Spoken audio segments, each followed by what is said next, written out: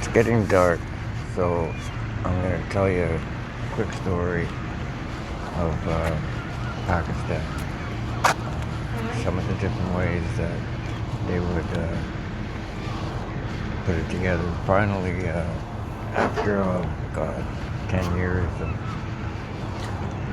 making mistakes and almost getting myself killed or put in jail, all that stuff, they started trusting me with large amounts, kilos, from NWFP, Northwest Frontier Province, Peshawar, Pakistan. We're by the Khyber Pass, Afghanistan. And so one time they had this, they were going to give me a suitcase, but it wasn't going to be powder in the lining,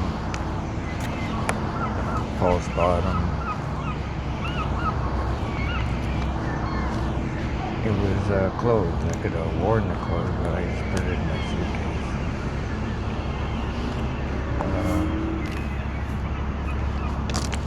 My connection, Nazir, he was an Afghan. He introduces me to a cop, big, tall, handsome cop. Not just a cop in Scotland. And I guess he wanted to check me out, and we walked around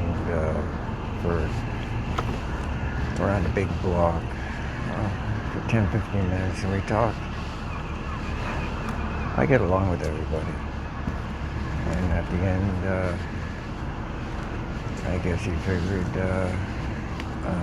he could trust me. Yeah. He let me come to his house, meet his family, and he was a cop in Scotland. A big shot cop. I don't know what, a sergeant or a big shot cop.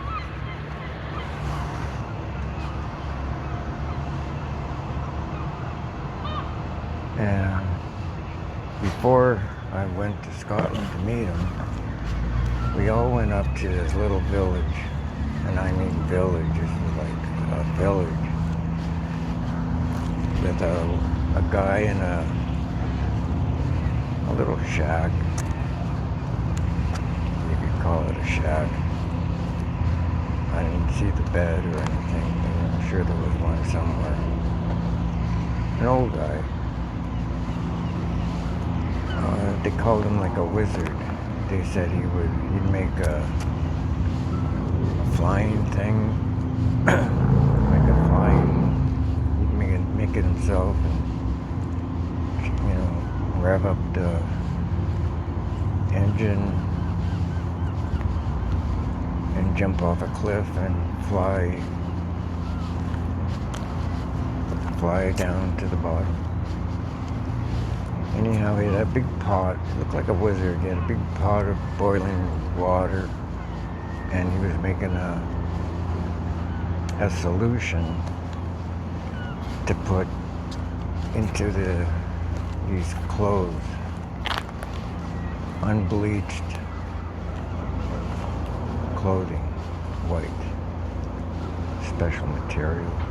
Just looked like a pair of pants and a jacket to match. And this little wizard guy, Packy, put it all together. I saw the big pot. I guess it was all full of molten heroin. I didn't ask too many questions. And I guess when it was ready, they gave me the clothing, and I put it in my suitcase right on top. So the first thing they would see is that, so they would think, oh, let's look underneath that and see if we can find something. That was my way of thinking.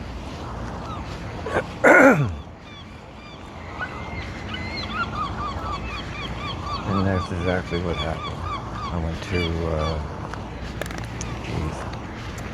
went down to Bahamas.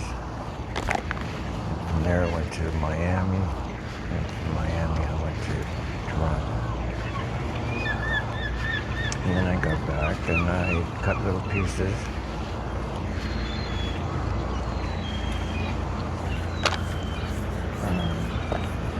Poured water on it, soaked it in water, put it in a frying pan,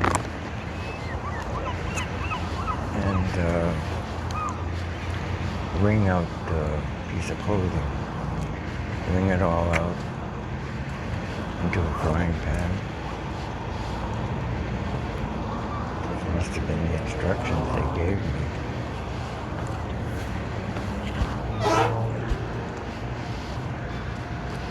And turn the heat on very, very low. And the water would all evaporate. And what would be left behind, you could scrape it to pure heroin, for Christ's sake.